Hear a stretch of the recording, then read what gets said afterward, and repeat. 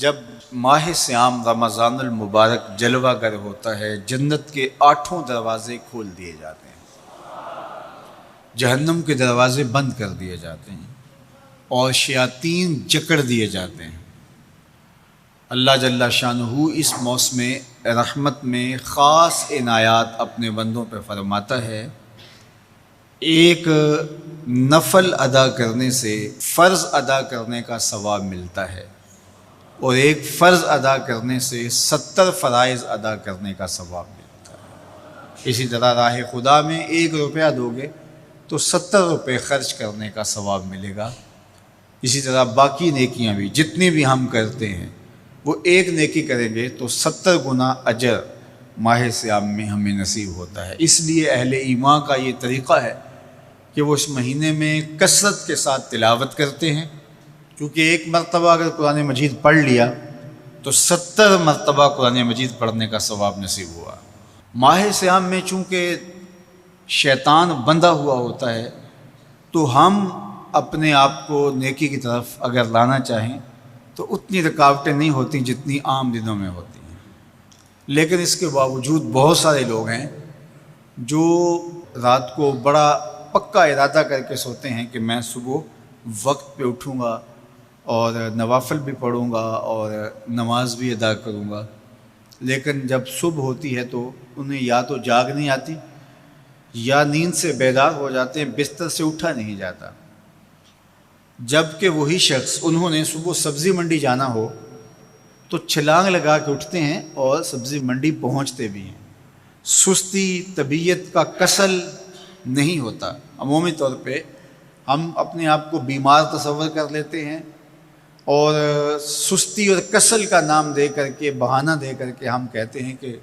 بس کیا کریں، ہم کو ارادہ کرتے ہیں روز لیکن ہم سے اٹھا نہیں جاتا،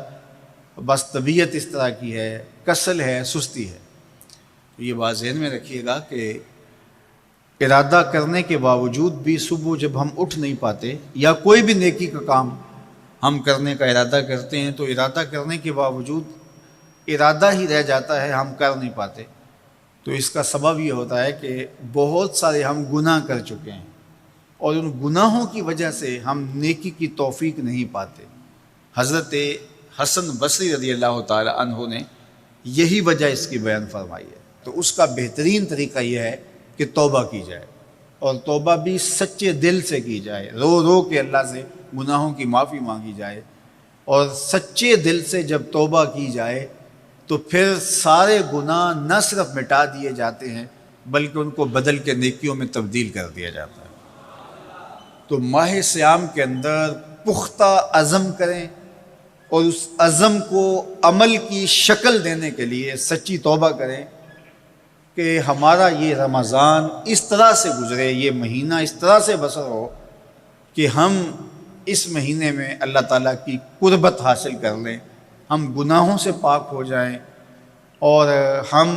جو ثمرات ہیں، جو فوائد ہیں اس مہینے کے، وہ ہم سمیٹ سکیں۔ تو یہ وہ مہینہ ہے جس کے انتظار میں میرے اور آپ کے آقا و مولا اپنی آنکھیں لگائے ہوتے تھے اور دن گن گن کے وقت گزارتے تھے کہ ماہ صیام آ رہا ہے۔ تو اس مہینے کا عزت کے ساتھ، تکریم کے ساتھ، اعزاز کے ساتھ استقبال کرو اور اس کو پلکوں پہ بٹھاؤ، اس کو دل پہ بٹھاؤ۔ اس مہینے کی تکریم یہ ہے کہ اس میں ہر برا کام چھوڑ دیا جائے۔ اگر کوئی شخص برا کام نہیں چھوڑتا اور روزے رکھتا ہے تو میرے اور آپ کے آقا و مولا کا ایک فرمان سن لیجئے، من لم یدع قول الزور والعمل بہ فلیس للہ حاجۃ فی ان یدع طعامہ و شرابہ۔ فرمایا کہ جو جھوٹ اور برے کام نہیں چھوڑتا،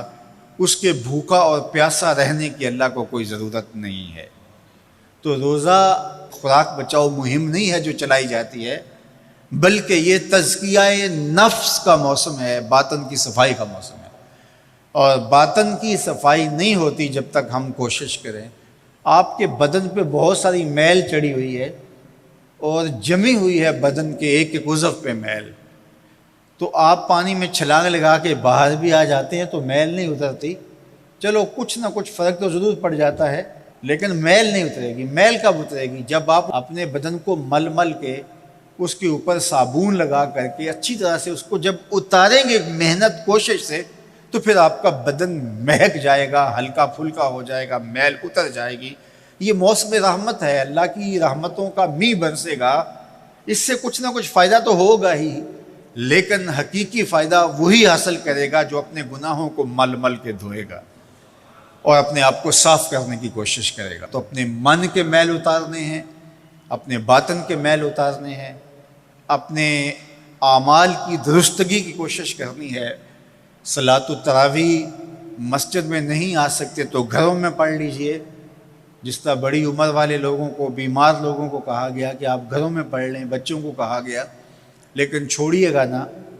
یہ رمضان المبارک کا خاص عمل ہے۔ آج کل دین بیزار طبقہ مختلف جگہوں پہ بیٹھ کے مسجد پر، مدرسے پر، تراویح پر، ان چیزوں پر تبصرہ کر رہا ہے اور اتنا ہلکا ثابت کرنا چاہ رہا ہے ان امور کو، جس طرح یہ چیزیں ہوتی کچھ نہیں ہیں،